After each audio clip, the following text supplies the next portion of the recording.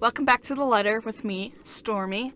So I checked the branching tree, and I'm not going to show it, because, I feel like that's a little bit spoilery. I feel like I might have made a good decision. Maybe. Who knows? I don't know. It looks promising, so. In hindsight, this is a dumb idea.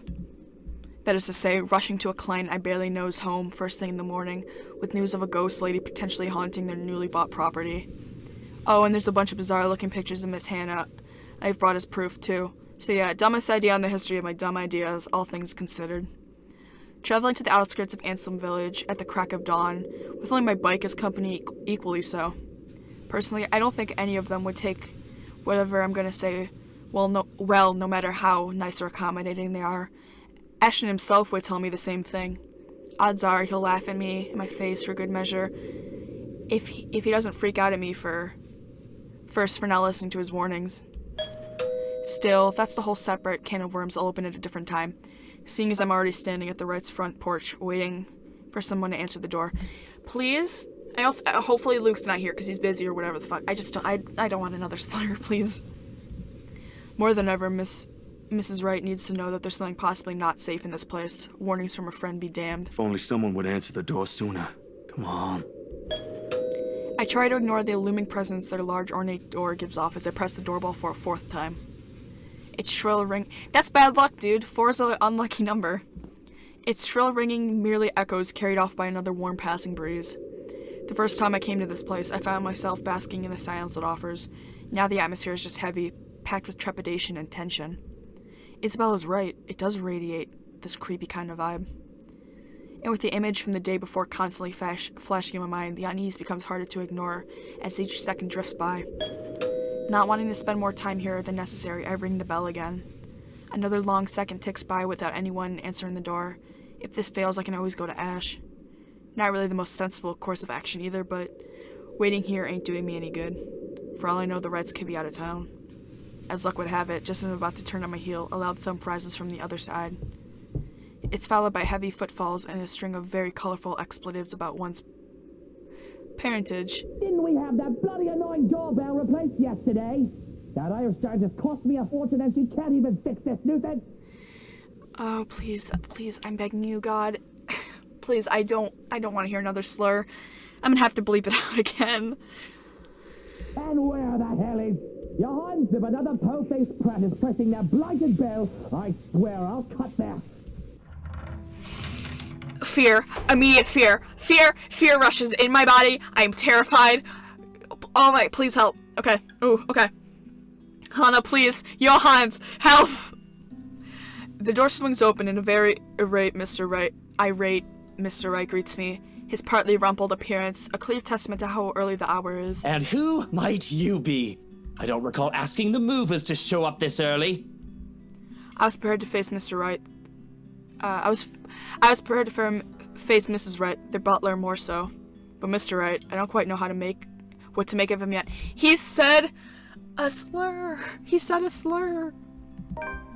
surely knows how to make an impression. Oh, shit. Can I go back?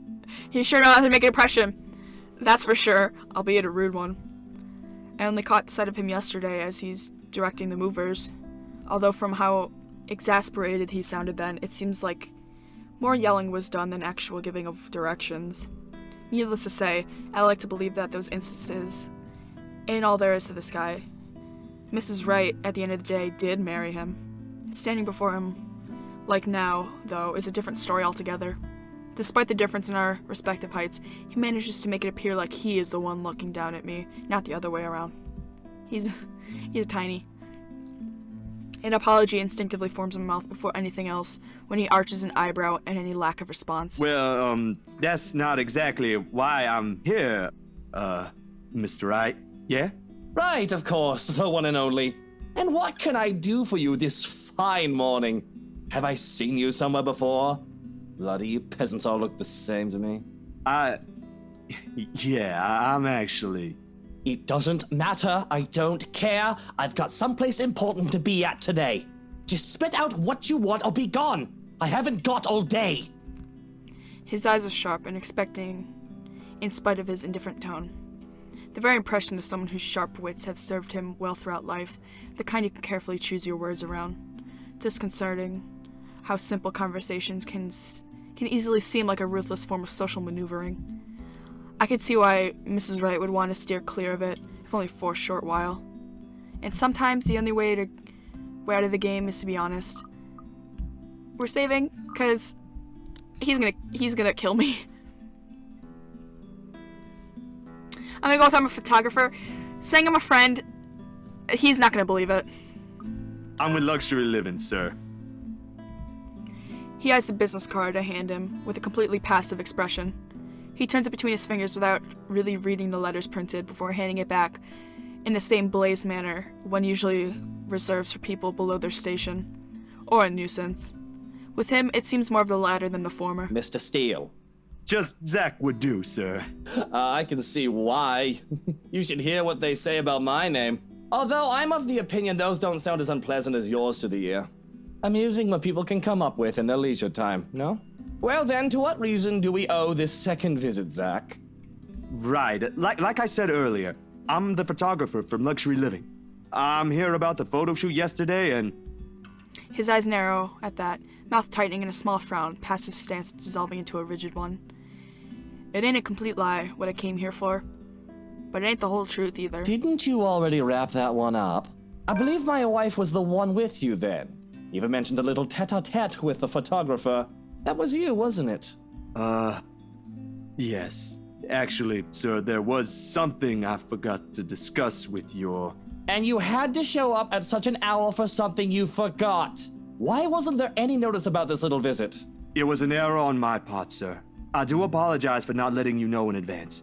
Terribly unprofessional for someone going under the name of an esteemed publication like Luxury Living, if you ask me.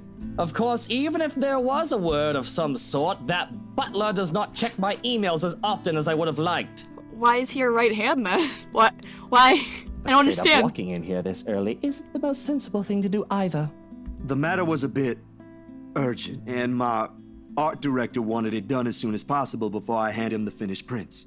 Not my problem now, is it? A common courtesy would be to wait for replies before barging in. You do well to remember that. You know what else is common courtesy, Luke? You know, not saying a slur, not being a horrible husband, or just a horrible human being in general. I don't know, maybe respecting your wife, and maybe like the other women around you. I don't know, that feels a little bit like common courtesy. I once fired someone before they could even submit an application. Sent an email in the morning and suddenly sauntered in the office looking knackered mere hours after. I'm gonna check this really quick. Just curious. Luke, whatever, I don't care. Bloody Watkins. That aside, unfortunately, you're going to have to come back some other day. You see, darling wife left not a moment to go. I have not an inkling where she went, or when she'll be back, so you're better off. Love is at the movers. Get fucked, Luke! Get fucked, Luke! He stops speaking altogether, and the complacent expression he has collapses on itself. Slowly he turns, just as his wife walks up, with a step too lively for comfort, a smile too sweet to be honest. She's very likely heard everything her husband and I have talked about. Going off somewhere. I've got the few things I want them to transfer already. Marianne made this splendid arrangement for the music room and... Love, are you listening? I thought you already left, Buttercup. She musters a frown, a pout more like. The mischievous gleam in her eye when she glances at me says, all there is, I need to know. I would have laughed at her antics if it wouldn't offend the other man. But as it is, it's better to let his wife have her fun without any reaction from me. I'm treading on a dangerous grounds with him already. Well, I most certainly have not left yet. I wouldn't be standing here if I did, would I? Of course you wouldn't be, darling. But don't you need to be somewhere else today? Something with Marianne? Shopping, girl, things? Oh, I'll be leaving in a few. Unless you want to join us. No thanks, darling. I'm afraid my liver, it's killing me today. Ooh! I hate you. I thought as much. You needn't have to worry. I'll be gone in a few. It's just that I heard we have a visitor. What kind of person would I be if I didn't greet him before leaving? A very gracious one, I'm sure. Zachary, right? Zach, it's a pleasure to see you again. Likewise, ma'am. I was actually looking for you. Is that so? What for? A huge display of unprofessionalism is what it's for. Shush, darling. Let the man speak. I'm sure it isn't anything like that if he has to come all the way here, yes? It's about yesterday. The photos you asked, I mean. The copies are ready, but... My hand stills as I'm about to fish the prints out of my pocket.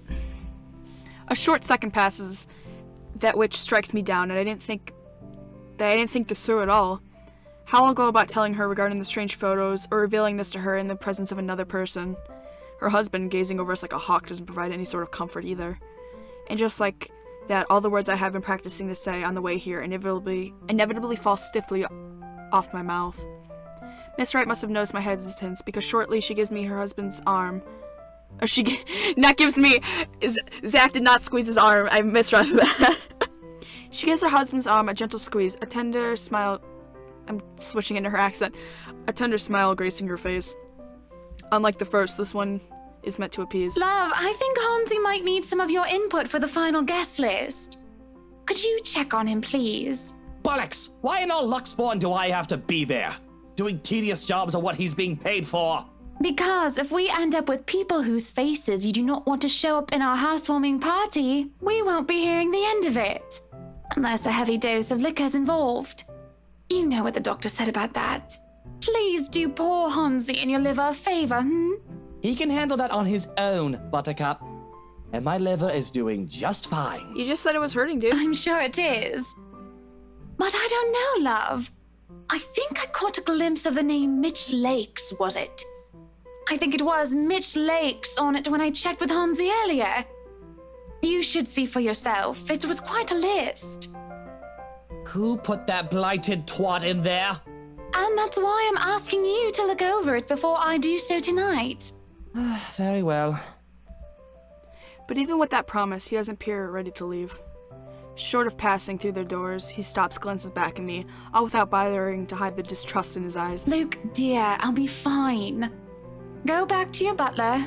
I'm not some pregnant wife you have to worry about. Fine. I have to go to that little ankle biter's career day later anyway. I don't see why I have to go there. Kylie's your goddaughter. And yet, she has you around her little fingers, darling. That's basically the same thing. If he ever has an answer to that, we don't get to hear it. Above the heavy thud of the door... I cannot read right now. Above the heavy thud the door makes, and Mrs. Wright's own weary exhale after she's sure her husband is out of earshot. She's nothing but apologetic when she fixes her gaze back at me, and I can't help but return the same to her. I am so sorry you had to deal with that. My husband can be a bit trying when he really applied himself. It's fine, Miss Wright. No harm done. It was my fault for showing up here unannounced. And this might be strange coming from me, but he does have the right to be wary. The press can be quite vicious when it wants to be. Caught unexpectedly, they'll pick you apart. It's not surprising why he acted the way he did around me. Sweetie, if Luke treats every journalist who shows up here like that, I'm afraid we'll end up with a harassment lawsuit hanging over our heads sometime in the future. Is that foreshadowing? That feels like foreshadowing. He's had to, like... I mean, he does harass everybody, but... Vicious or not, some sort of finesse has to be exercised when dealing with them. I'm sorry, I hope that wasn't too offensive. Not at all, Miss Wright. Besides, I don't think an interior design magazine would be interested in who harassed who this week. Unless it has something to do with fighting over tastefully arranged furniture. But even then, I don't think our readers will be too interested. Oh, dearie. You've got a lot to learn. You really have no idea how a single tassel can ignite a spark in a crowd. Of course, at the end of the day, it's still the thought that counts. It's still a lovely anniversary gift for my husband. No matter. Let's just go. She doesn't wait for an... I forgot the voice. She doesn't wait for an answer and immediately wanders over a car parked some distance from us. Unsure, I find myself trailing after her. A chauffeur automatically opens the passenger side door as she nears, and she gestures for me to follow when she climbs into the back seat. To... where are we going exactly? I need to get out of this stuffy house for a while. Moving in, planning the party. It's starting to get suffocating in there. You know, the ghost that... You know, the ghost that just loves to wrap her little fingers around my neck. It's truly horrifying in there, darling. Luke and Hansi can have their fun while I'm gone. I don't care. I'm getting up because I can. Another minute in there and I'll drown. My bike. There are, of course, a lot of things questionable about her invitation. Why she's asking a person she's only known for less than 2 days in the first place is one. How appropriate this is, being another. But the rest of it crashes the moment she shoots me an imploring look. Please? I can have someone send it back to your address later. And it's just a trip to the city for some furniture, nothing more, I assure you. Marianne will be with us, and maybe you can tell me why you're here on the way. Guess it wouldn't hurt. I might have to leave early, though. Having a fun time with the girls. Excellent, then. Hop in. That's what they often say, yes? I want a side episode. Like an extra episode. I forgot what the term is called. But I want it to be Hannah, Zach, and Johan. Just because I feel like Johan could use a break. And it'd be fun to hang out with him. I like him. This can't be a good idea, but I really don't have any other choice, do I? Especially with the way her eyes light up when I agreed to it. In my pockets, the very picture of her remains faceless. A voiceless shadow hanging threateningly between us, unknown to her. If someone told me I'd be spending my entire morning being dragged around half of downtown Luxborn looking for furniture, I probably would have simply smiled at them. Then perhaps even given them a good friendly pat on the shoulder and wished them a nice day. Not that I find anything wrong with this at all. On the contrary, this is most definitely a nice change of pace after weeks of getting bogged down by several freelance gigs and shutting myself inside my apartment whenever I can. If only the weather would be a whole lot nicer. The kind with less sun and more clouds, perhaps. With the mid-morning sun slowly beating down on us at as high noon approaches. It's weird. I swear I could see a cowboy riding up on a horse over there. Does McCree have a horse? He's...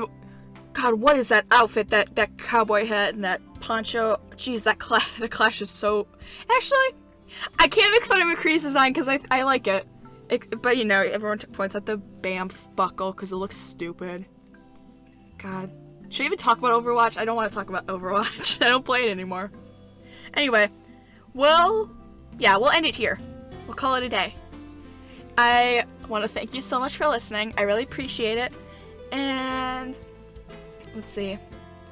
I hope that you find a hobby you really enjoy. Maybe not today, but you know, maybe sometime soon. Just find something new to experience and have fun with it. Anyway. And so, yeah, that's how I'll end it. Sorry, I'm so tired. Anyway, goodbye.